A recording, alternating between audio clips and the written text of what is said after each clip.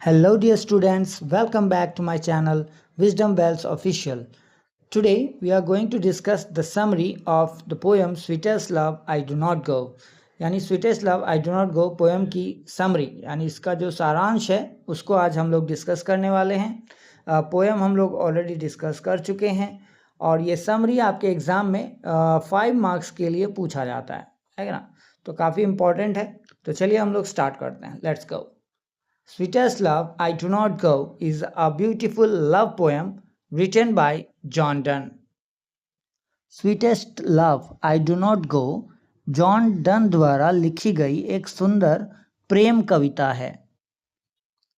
In this poem, the poet is going away from his beloved, but he assures her that he is not leaving her because he is tired of her or because their love has become weak.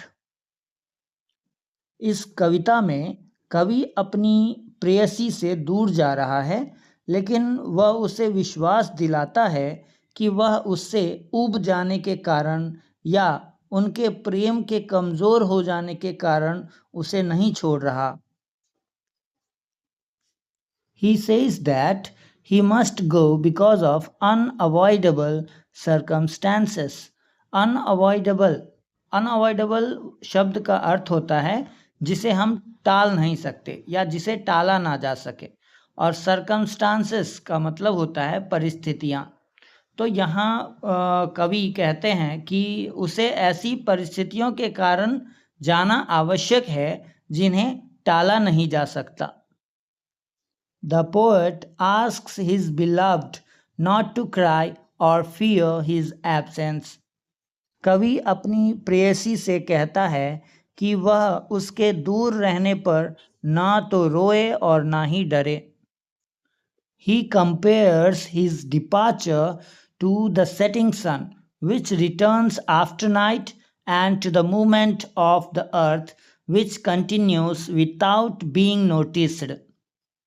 कवि अपने जाने की तुलना अस्त होते हुए सूर्य से करता है, जो रात के बाद फिर लौट आता है, और पृथ्वी की गति से करता है, जो बिना किसी के ध्यान दिए निरंतर चलती रहती है.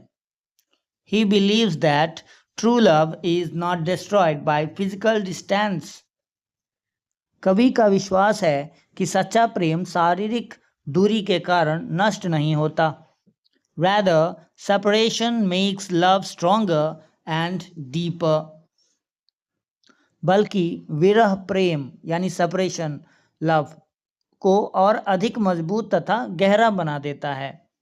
यहाँ कवि कहते हैं कि सेपरेशन यानी दूरी जो है वो प्रेम को और मजबूत बना देता है. The poet also promises that he will return.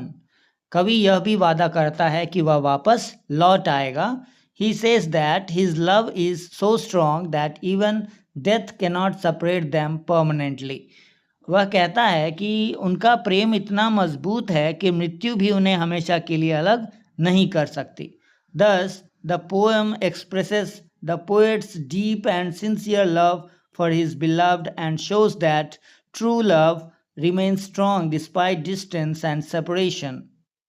इस प्रकार यह कविता कवि के अपनी प्रेयसी के प्रति गहरे और सच्चे प्रेम को व्यक्त करती है तथा यह दिखाती है कि दूरी और विरह के बावजूद सच्चा प्रेम मजबूत बना रहता है.